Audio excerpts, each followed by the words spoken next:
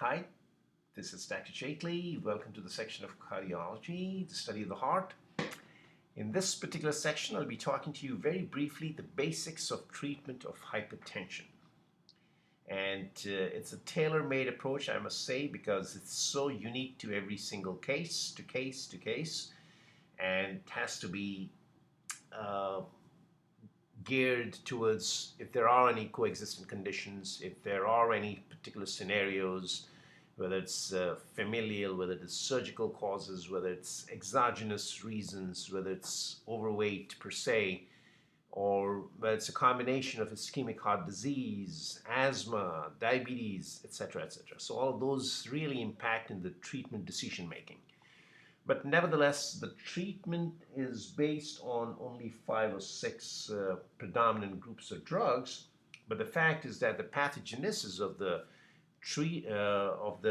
condition per se is related to threefold problems. One is definitely there is an increased volume, plasma volume.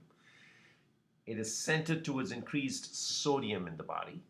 If you were to look at the sodium content in that person with hypertension versus normotensive person, the sodium content is high. And there's an increased sympathomimetic activity as part of the autonomic nervous system activity. So these triad of pathogenesis really make the hypertension a unique problem in a patient versus a normotensive individual. Now, let's understand in this left panel a little basic pathology of pathophysiology.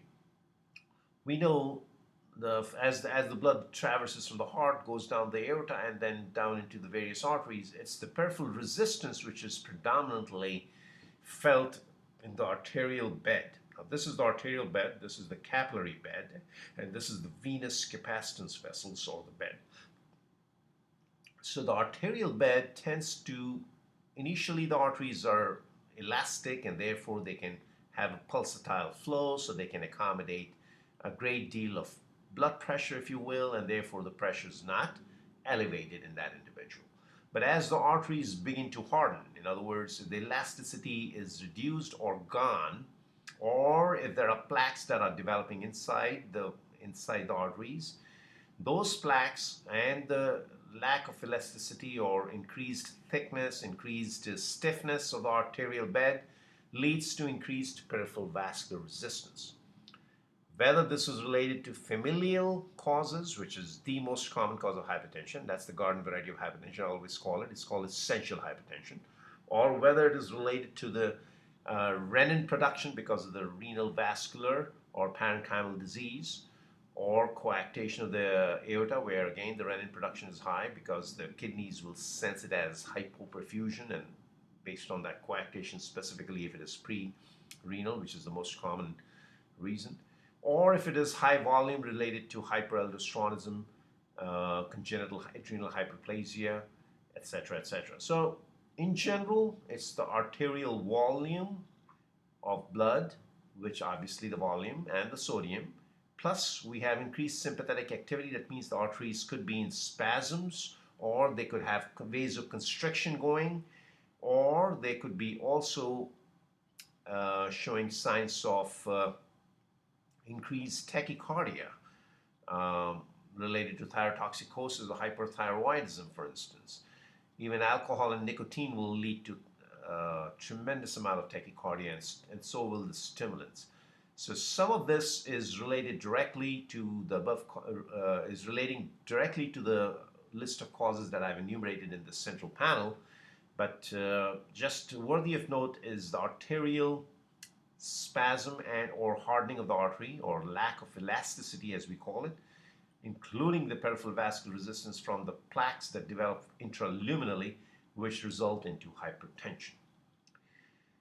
So these are some of the numerous causes that I've enumerated. Now, in particular reference to coronary artery disease or ischemic heart disease, as I've shown in this right-sided panel, where we have a set of coronaries, the right coronary and the left coronary, and they may have plaques. So in a patient who has angina, who has had a myocardial infarction, certain drugs or certain medications become paramountly important. Specifically so the beta blockers, the ACE inhibitions, and or the ARBs. You may not want to use the calcium channel blockers in a setting where somebody has ischemic heart disease. However, if the patient has asthma and the beta blockers are relatively contraindicated, or you tend to sort of run into problems with increased wheezing, specifically so if the beta blockade dose is elevated or is moderately high, then I would combine that with a calcium channel blocker. Now, the drugs that really show the cardioprotection, because ultimately that's the goal. You want to see a patient with a hypertension, but also offer a cardio benefit, quote unquote, in the long run. The idea is not to just get the numbers down from 180, 120 to 120 over 80. That's not your only goal.